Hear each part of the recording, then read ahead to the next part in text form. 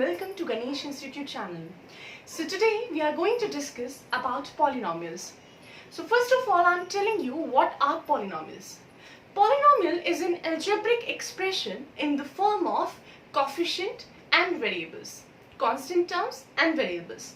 So it is an expression of the form, let's say you have a0 as your constant. Here your power of variable is 0. a1 x raised to power 1, a2 x square, and so on up to an x raised to power n. So this subscript 0, 1, 2 is showing constant terms, and this superscript is showing the number of variables. So you have 1 here, x raised to power 1, x raised to power 2, x raised to power n. Why I told you that this is 1? Because anyone having power 0 means 1, right? So this expression is called polynomial expression, algebraic expression. Now, in order to find out the zeros or roots or solutions, so what are they? These are those terms, those numbers which can satisfy the particular algebraic expression.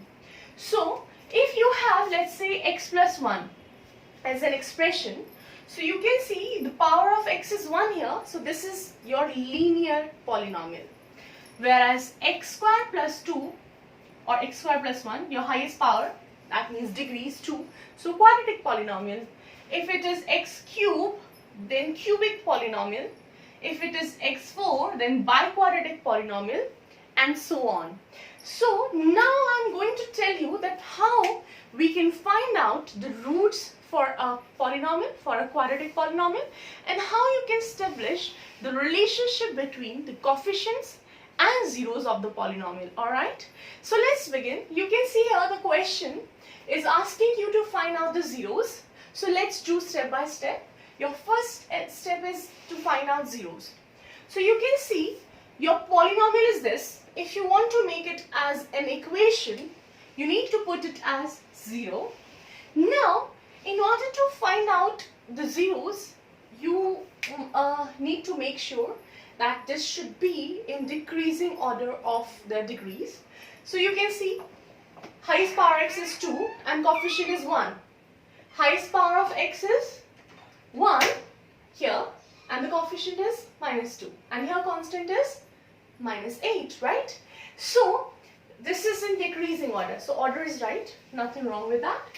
Thereafter, what you need to do, multiply the highest coefficient, highest variable coefficient, and then multiply it with the constant term. So 1 into minus 8 is minus 8.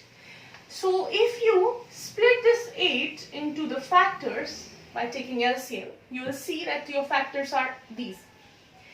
Now you need to arrange these into a pair, let's say 2 or 4 or 8 or 1, and add them up or subtract them up in such a way that you will get your middle term. So you need minus 2. So how you can get minus 2? By this pair. 2 times 4 is 8. And if you subtract 2 minus 4, you will get minus 2. So it would be x square minus 4x plus 2x minus 8 equals 0. You could have also written this like plus 2x minus 4x, or it doesn't matter.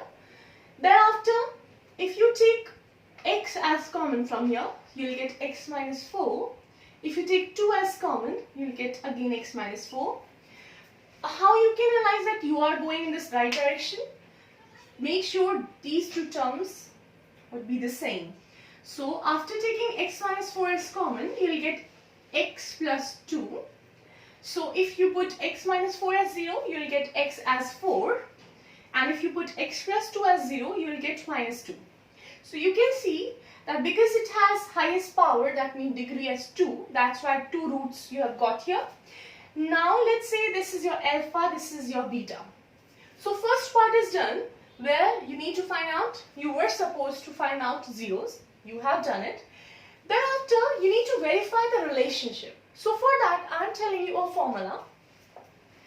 See, the sum of zeros in terms of coefficient. You have your standard polynomial as this.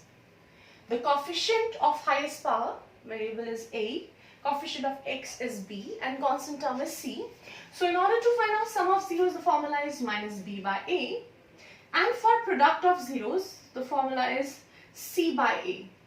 So if you check here, can I ask you, what is, if you compare this with this, what is your a? So coefficient of x square is a, coefficient of x square is 1. What is coefficient of b? Coefficient of x, which is b. b is minus 2 here, and c is minus 8, right? Now put all these three values here one by one. So minus b, which is minus 2 by a, that means 2. c by a, that means minus 8 by 1, minus 8, right? Now this is the sum of zeros and product of zeros in relation to coefficients, right? But actually, what is your sum of zeros? Your zeros are 4 and minus 2, so sum is 4 plus minus 2, which is nothing but as same as this. And if you want to find out product, so actual multiplication will give you minus 8.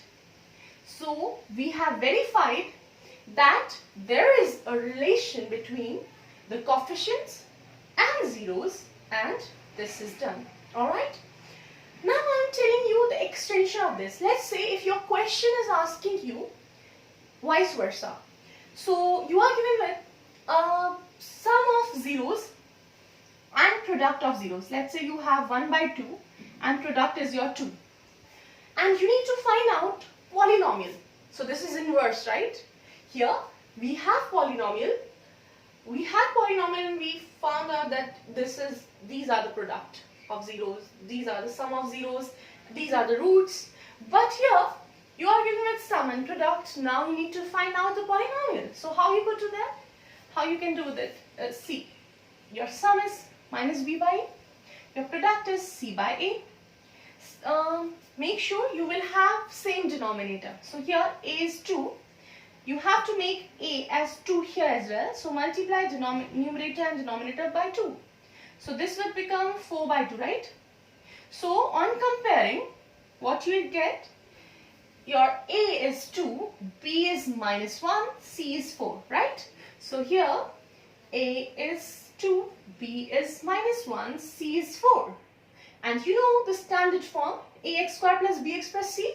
So on putting these values here, 2x square plus bx, that means minus x, plus c is 4.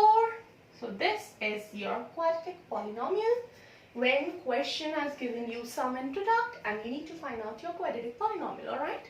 I hope you understand this video. Do some more questions, practice them, and if you have any doubt you can comment in the comment box. If you like this video, then don't forget to like, share and subscribe my channel. Till my next video, take care of yourself. Bye-bye.